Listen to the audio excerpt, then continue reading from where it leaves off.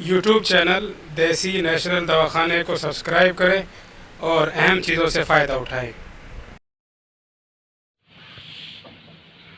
अस्सलामु अलैकुम। मैं हकीम एम.एस. पाशा नदवी अपने यूट्यूब चैनल देसी नेशनल दवाखाने में आपका इस्तकबाल करता हूँ। रमज़ान के इस बाबरकत और रहमतों वाले और सादतों वाले और नेकियों के मौसम बहार में आपको खुश आमदीद कहता हूँ। मैं सेहतमंद हूँ, खुश हूँ, सही सालिम हूँ और उम्मीद करता हूँ बल्कि यकीन है कि आप भी सेहतमंद होंगे, सही होंगे, खुश होंगे, सलामत होंगे।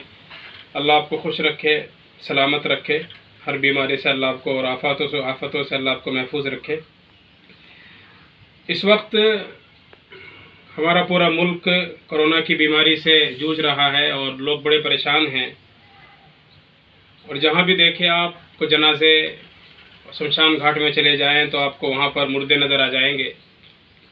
लोग बड़े परेशान हैं, हुकूमतें आजिज़ हैं, डॉक्टर, अतिब्बा, माहिरीन इस बीमारी से परेशान हैं, लेकिन सही माने में अब तक न इसका कोई हल तलाश कर सका है, न इसका कोई इलाज तलाश कर सका है। बल्कि बड़ी परेशानी ये है कि इस वक्त कोरोना काल में हम खुद इस बीमारी को बढ़ाने का और लोगों को मारने का सबब बन रहे हैं। हम दिन भर बल्कि रात भर उन खबरों पर चिमटे रहते हैं जो कोरोना से मुताल्लिक होती हैं, जिनमें मरने वालों की तादाद बताई जाती है, कब्रिस्तान की खबरें होती हैं या शमशान घाट की खबरें होती हैं।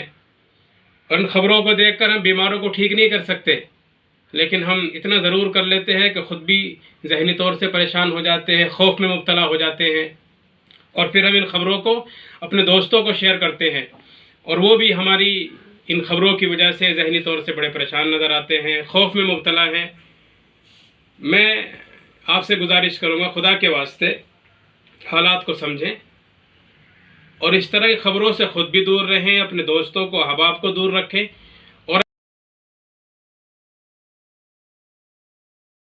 और अगर इस तरह की खबरें आप देखते या सुनते हैं तो उन खबरों को दूसरों तक न पहुँचाएँ, न ज़बानी पहुँचाएँ, न सोशल मीडिया के ज़रिए पहुँचाएँ। इससे क्या होगा कि आप ज़हनी तौर से सुकून में रहेंगे।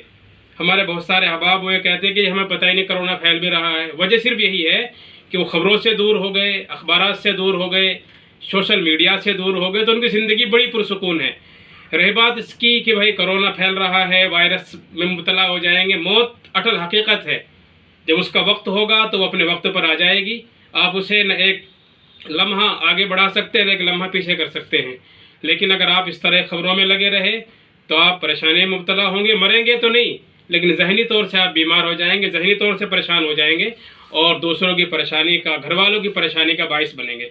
इसलिए आपसे मैं गुजारिश करूँगा, खुदा के वास्ते इन हालात को समझें और इस तरह की खबरों से अपने आप को दूर रखें। और रमज़ान की जो इबादतें हैं, जो तिलावतें हैं, इबादत हैं, कुरान करीम का एहतमाम है, उनमें अपने आप को लगाएं। इंशाअल्लाह आप परेशानी से महफूज रखेंगे। अस्सलाम वालेकुम।